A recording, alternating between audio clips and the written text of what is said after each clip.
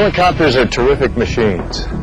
They'll allow you to go many places you normally wouldn't be able to go. Beat a lot of schedules. That's why I enjoy flying them. But like any machine, there's a right way and a wrong way to use it. You've all heard the phrase contributing factors. Most often this means a number of events can occur which would put a flight in harm's way. Sometimes these events, weather for instance, can be unpredictable or unavoidable. But more often than not, at least some of these events are the results of bad decisions made by the wrong person and maybe for the wrong reasons. Let me tell you a story.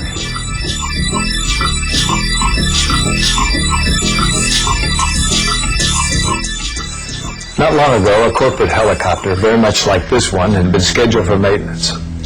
There were no major problems, just routine items and an intermittent fuel gauge. But the company's new president wanted to use it for a survey of potential new plant sites. In his words, why have a helicopter if it's not available when you need it? The maintenance was postponed. The helicopter was assigned to fly. In the pilot's opinion, the day had started badly and was going downhill fast. He had a difficult flight yesterday and was tired. Now today's unexpected flight, complete with an unreliable fuel gauge, passengers who were already 45 minutes late, and a forecast of deteriorating weather later in the day.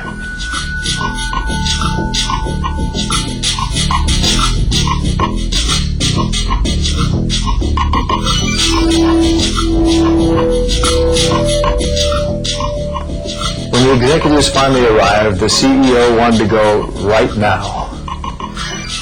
It was his first helicopter flight. He was nervous and in no mood to be told anything by anybody, particularly about fuel gauges. He summed it up as, we either have fuel or we don't. If we don't, get some.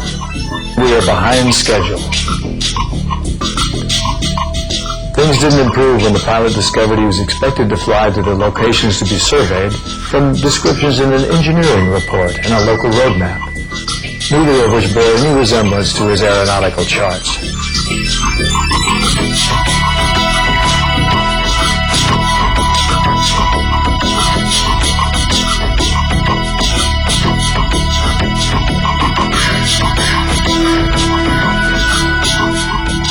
After 3 frustrating hours of trying to find the new plant locations, the mood in the cabin had turned from anxious to angry.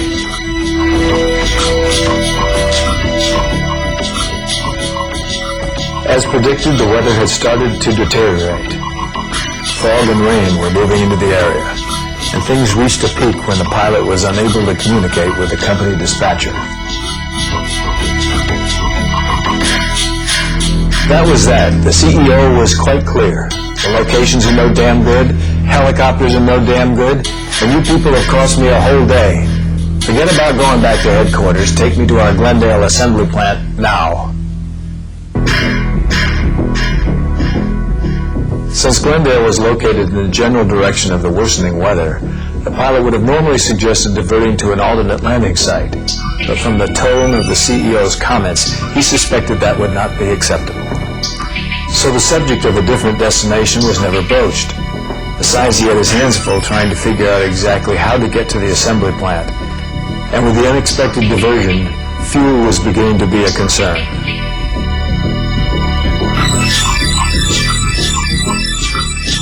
"22 minutes later, the flight had still not reached the Glendale plant, and the pilot estimated they had 15 minutes of fuel remaining.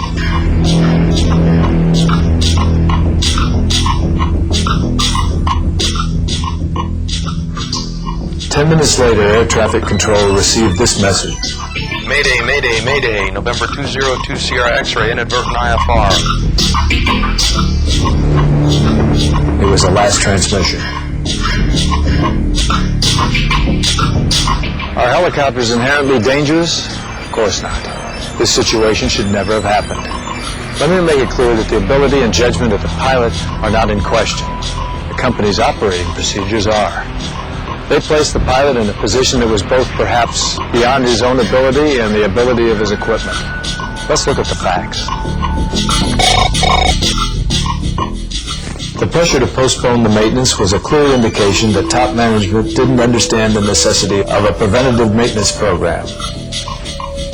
In the wrong environment, a question or a suggestion by a corporate executive can become an order by the time it reaches the person who is most affected by it. An environment that a safety-motivated manager would never have allowed to exist. It is also important that managers understand that they must delegate the authority to make safety-related decisions to professional pilots. In other words, they must empower pilots to make all decisions that could affect the safety of a flight. In this case, since there was no company policy that made this clear, 5 mistakes were made. First, the pilot was briefed on their original destination from material not intended to be used for navigation. If he'd been notified in advance, a proper flight plan could have been prepared. A mistake that became even more significant when the CEO ordered the unexpected en route diversion to the Glendale assembly plant. Second, the go determination may or may not have been a mistake. However, when it became a management decision, the pilot was pushed to take off with a fuel gauge he wasn't certain he could depend on.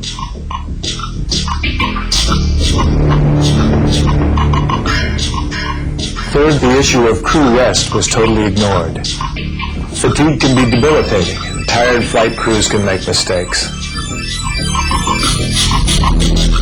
Next, when the weather conditions worsened and the fuel situation was uncertain, the idea of diverting to an alternate was not suggested because of the climate created by the CEO. A situation that developed because the pilot was intimidated by an over-aggressive executive who had neither the background or the knowledge to make a reasoned decision. A man who made time, not safety, the primary consideration. Finally, although the pilot was instrument qualified and the helicopter was equipped for instrument flight, he may not have been confident of his ability. Corporate management can contribute to a safety-oriented operating environment by ensuring that pilots have access to recurring training necessary to stay on top of current instrument procedures, navigating procedures, new techniques, and new equipment. As I said before, the situation was an accident looking for a place to happen. But if there's one thing I'd like to impress on you, most accidents don't need to happen. The bottom line is every flight has a chain of events that ultimately determine its success or failure. And any executive pressure to manage a flight, even if only implied, can have serious consequences. Corporate executives must not be the weak link that put a flight at risk by imposing requirements that exceed the capabilities of the pilot or the aircraft. It's up to you to take the responsibility for creating a safety program that emphasizes the goal of 0 accidents. Remember, safety starts at the top, in the vertical dimension.